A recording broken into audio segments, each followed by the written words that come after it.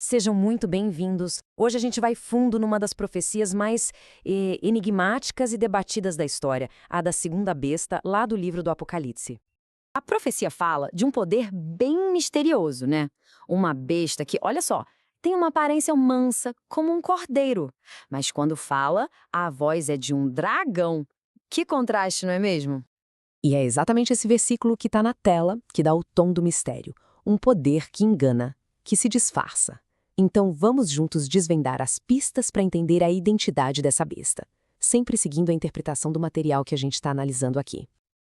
Ok, então por onde a gente começa? Bom, para entender essa segunda besta, a análise que estamos seguindo nos leva primeiro a olhar para a besta que veio antes.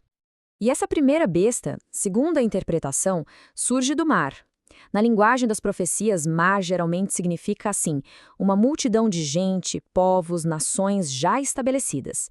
E quem seria essa besta que surge do mar? Nada menos que o poderoso Império Romano. Agora, essa linha do tempo aqui é crucial. Presta atenção na sequência. A interpretação parte do Império Romano, certo? A primeira besta.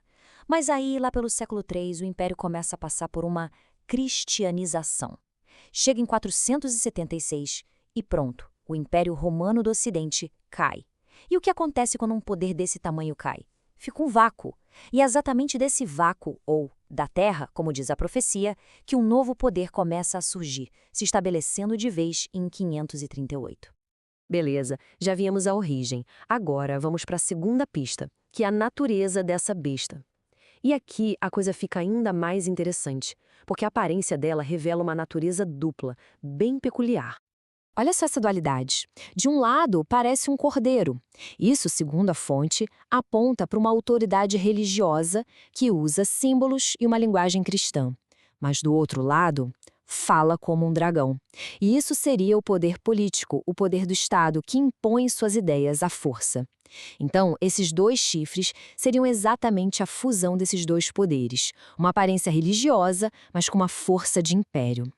E como é que um poder assim impõe sua autoridade? Bom, a gente chega agora num dos pontos mais famosos e talvez mais mal compreendidos de toda essa profecia, a tal da marca da besta. Muita gente pensa num chip, num código de barras, algo físico, né? Mas, de acordo com essa linha de interpretação, a marca não seria um objeto literal. Seria, na verdade, um teste simbólico, uma forma de mostrar de que lado está a lealdade da pessoa. E o simbolismo continua no local da marca. Na testa, representaria o campo das ideias, da mente, da consciência. É aceitar a doutrina. Já na mão direita, o simbolismo vai para as ações, para o trabalho, para a obediência prática. Ou seja, é aceitar tanto no pensamento quanto na prática. É aqui que a interpretação aponta para um verdadeiro conflito de lealdade. De um lado, os sinais de Deus, como o sábado e o batismo em nome de Jesus, baseados na Bíblia. Do outro, os sinais dessa besta, que seriam leis criadas por homens, como a adoração no domingo ou o batismo trinitário. A marca, nesse caso, seria a escolha de obedecer a essas leis humanas em vez das divinas. Certo, já temos a origem, a natureza, o teste de lealdade. Falta a pista final, o nome. E ele vem na forma do número talvez mais famoso e misterioso de todos os tempos. Exato, o 666. A profecia diz que é o número de um homem, e a análise que estamos vendo oferece duas maneiras de chegar nesse número. A primeira interpretação é matemática. Pega-se um título associado ao papado, Vicarius Filii Dei, que significa vigário do Filho de Deus. As letras que são também numerais romanos, quando somadas, dariam 666. A segunda interpretação é mais simbólica. O número 6 representaria o homem, em contraste com o 7, que representaria Deus. Então, 3 6 em sequência seriam o homem tentando se colocar no lugar de Deus, uma trindade humana. Nos dois casos, a ideia central é a mesma: um sistema humano usurpando a autoridade divina. E aí, juntando todas as peças do quebra-cabeça, a origem vindo da queda de Roma, a natureza com poder religioso e político, a marca como um teste de obediência a leis humanas e o número. A conclusão dessa linha de interpretação é que a segunda besta simboliza o papado. Mas calma que ainda não acabou. A profecia tem mais um detalhe importante.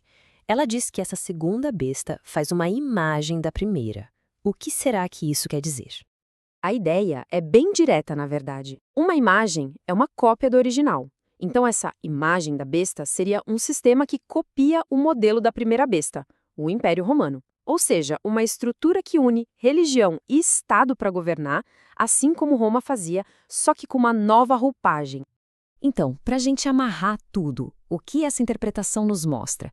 Primeiro que essas bestas proféticas não são monstros literais, mas sim reinos, poderes. Segundo, que a segunda besta é vista como um poder religioso que assume o controle político. Terceiro, que a famosa marca da besta seria, na verdade, uma escolha simbólica de lealdade. E por último, que o 666 simboliza a autoridade humana tentando tomar o lugar da divina. No fim das contas, a profecia é vista aqui mais como um mapa de um conflito espiritual histórico do que um filme de ficção científica sobre o futuro. E essa análise toda de um texto de séculos atrás acaba nos trazendo para uma reflexão bem atual, não é? Quais são os símbolos, as ideias, as autoridades que hoje pedem a nossa lealdade? Fica aí a pergunta para a gente pensar.